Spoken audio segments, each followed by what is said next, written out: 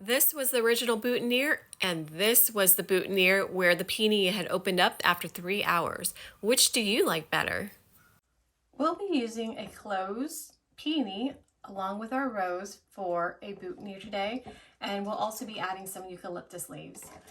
Other supplies that you'll need to make the boutonniere include some pruning shears or floral scissors, corsage pins to use with the boutonniere after it's completed, some floral tape, some ribbon, and then hot glue gun to secure the ribbon. We'll start off with placing the peony along with the rose and seeing how we like them together. When you're selecting your peony, try to see what types of leaves it has on already, because you might be able to use it along with the boutonniere. Now, most likely we're going to get rid of this leaf and just use this one here, just because the boutonniere is going to be very compact, and so we don't need it stretching all the way down. Otherwise it might look like a corsage. So I can tell already that we're not going to need this leaf down here, so I'll go ahead and pluck that off. And I should mention that when you first get your flowers for your wedding, go ahead and select the best flowers that you're going to be using for the boutonnieres, just because they're going to be in a lot of pictures and people are going to be seeing them up close, so you want to have the very best flowers for that reason. So these were actually set aside. Went ahead and already pulled off any petals that were broken or a little bit bruised. Okay, so this is how we're going to put them together. And I can see that this leaf right here has some bruising on it, and that's a little unsightly, so I'm going to pull that one off.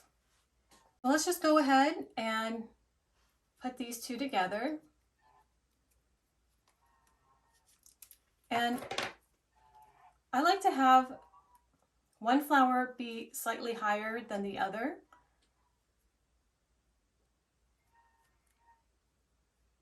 And off to the side. So that's what I have going on here. And one thing to mention about the peonies when you're selecting them is to select one that is really closed.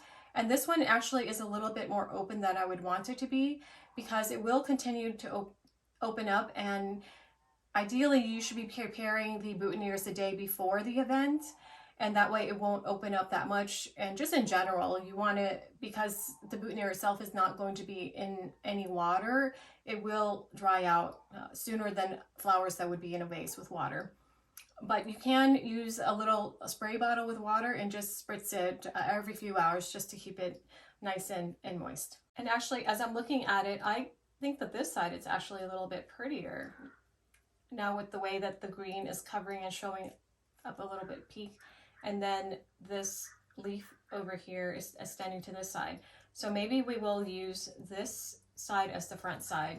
But I'm going to orient the flower, the rose itself, in the direction where the petals have more dimension to them, rather than just being a flat petal. So as you can see, I turn it around, and now you can see the curvature of the petal there, and the little leaf coming up the side from the rose.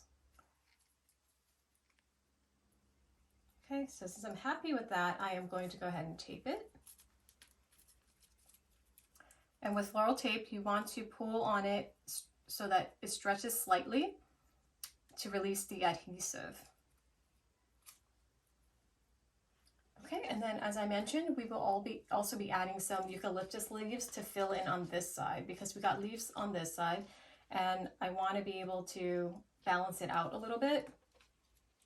So I will add some leaves onto the other side. And when you're selecting your leaves, you want to make sure that the leaves are in perfect shape as well, so that they're pretty and they don't have any bruising either. So these three top leaves are the ones I will be using. See, that one has a little bit of a mark there, and I don't want that to be in the photos. So I'm just going to, before I cut anything, I want to just place it just to see how it looks. So as you can imagine, that's how the final look will be, and it'll be against the lapel, so that's essentially the way the leaves will form onto that side there. And to make it more manageable, I'm going to go ahead and cut, leaving about So from this point to down here, I'll probably leave about 2 inches, and then I'll pluck up off the leaves that I won't be using. I'm just playing with the leaves a little bit to make sure I have them where I want them. Okay, I think that is a good look right there. And as you're wrapping, just make sure that everything is still where you want it to be. So essentially the lapel will be where my hand is, and then the leaves will be sticking out that way. I feel like it's sticking out a little too much because I'd rather have it off on the side. So I'm going to make a little bit of an adjustment so that I twist it so that it is more towards the back. And I'm going to try to put the flower in the front of the leaf, and maybe that'll help to have the leaves off more to the side than the front. Okay, yes, that actually works out better because this is going to be the back and that's where the leaves will be. When it comes to making boutonnieres, it does require a lot of paying attention to the different aspects of the flowers and the leaves to see what looks best, because you're most likely not going to be able to find the perfect scenario of where you want everything to be.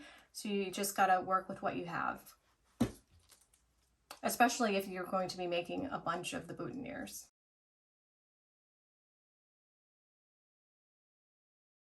These leaves have been moving on me as I've been trying to tape it, so I'm just readjusting as I go to make sure it stays where I want it to stay.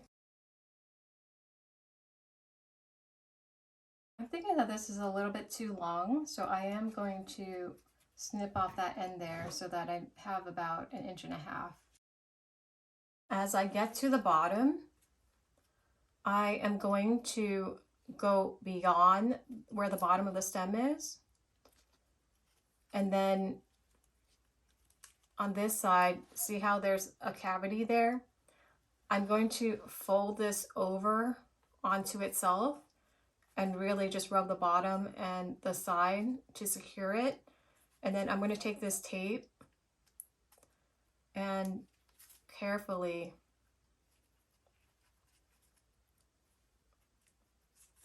wrap it on itself to secure that bottom.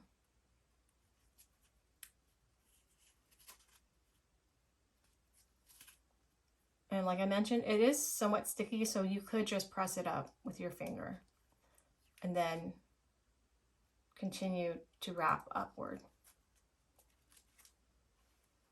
And then using the tape as an aid, I will use it to secure the ribbon or start the ribbon on the boutonniere so that it stays really secure. So I take the ribbon and I line it up with the very bottom of the boutonniere. And then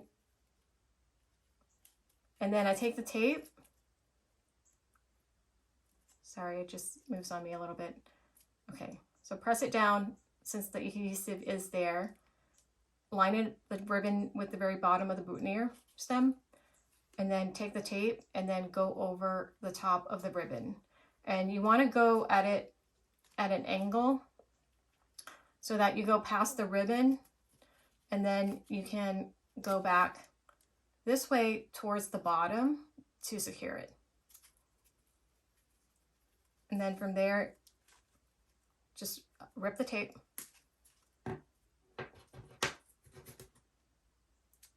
And press everything together just so the tape is nice along the stem. And now you have a secured ribbon and you can just wrap it around the stem itself. Now make sure that you are wrapping it where you don't see the bottom of the stem, so it looks nice and neat from the front side. So you just twirl it on up towards the top, keeping an even spacing with the ribbon so it looks nice and neat. And pull tight. As you can see, we covered up the floral tape. So now I'm just going to put a little dab of this hot glue just to secure the ribbon. I'm just going to hold it there for a few seconds just to make sure the glue dries. And I need to grab some scissors here. And you want to cut the ribbon as close to that little glue dot as possible. That's what the back of the boutonniere looks like. And there you go, finished boutonniere. And all we have to do now is to add a couple of corsage pins so that the boutonniere will be ready to go.